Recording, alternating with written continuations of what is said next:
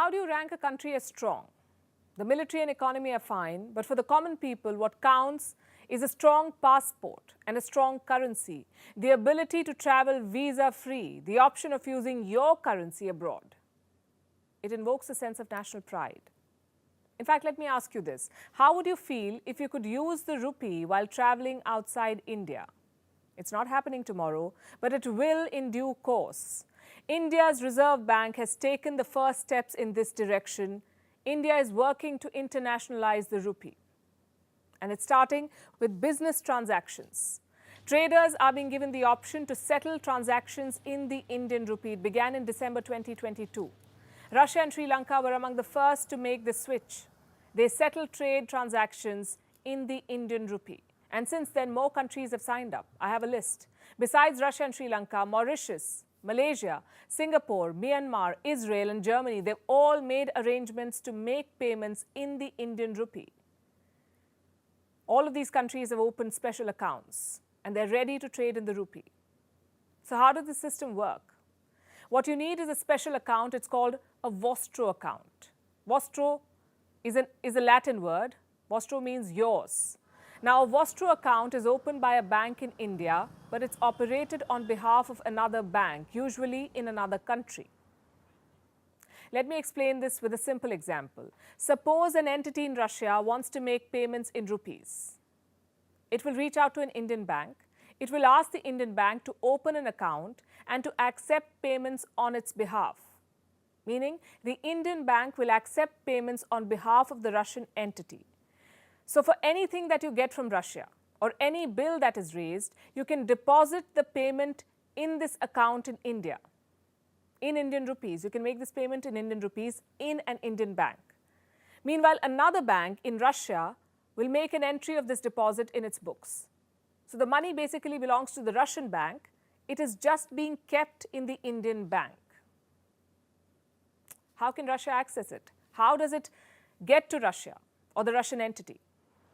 How can they use this money? In a variety of ways. Suppose the Russian side wants to import something from India. It can use deposits in the vostro account to make that payment. So it will pay the Indian exporter in Indian rupees. It can also invest this money in government securities or other investments or special projects. It can also be used to manage import and export transactions. So basically, it's like the Russian entity has its own bank account in India and it does business in rupees. And do remember, we're discussing a hypothetical scenario here. Russia is just one example. Anyone who signs up to trade in the rupee and opens a vostro account can do similar transactions. And they do sound complicated, I know, but they are the better option because you're not converting currencies to make payments.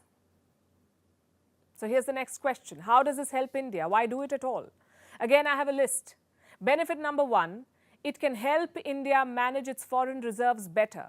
Instead of using the dollar, the rupee is being put to use. So there's no need to dip into reserves. Benefit number two, it helps India protect its economic interests. Take the example of Russian oil. India needs Russian oil to secure its energy interests. The West wanted to block it. It wants to curb Russian oil exports. How can the West do that? Because of its dominance in the international financial system. Most of the international trade is done in dollars. Payment gateways are controlled by the West, so they can influence trade. But India found a workaround. It bypassed these curbs by using the rupee. So the Russian oil bills were settled in the Indian rupee, and this arrangement also incentivizes foreign exports because Indian exporters continue to have access to markets like Russia. Now, benefit number three, the rupee is gaining wider acceptance. It is being used to settle international trade. So you see, there are many benefits. That is not to say that there aren't any risks. This arrangement exposes the rupee to more external shocks. Despite this, India must press on. If India wants the rupee to become a global currency, it must be internationalized. Consider the dollar of the United States or the euro that is used by 20 out of 27 member states of the European Union. They make up what's called the Eurozone. Even the yen of Japan to some extent. These are major economies and they all have internationalized currencies. If India wants to join this club, the rupee must go global. It should become the reserve currency for global trade.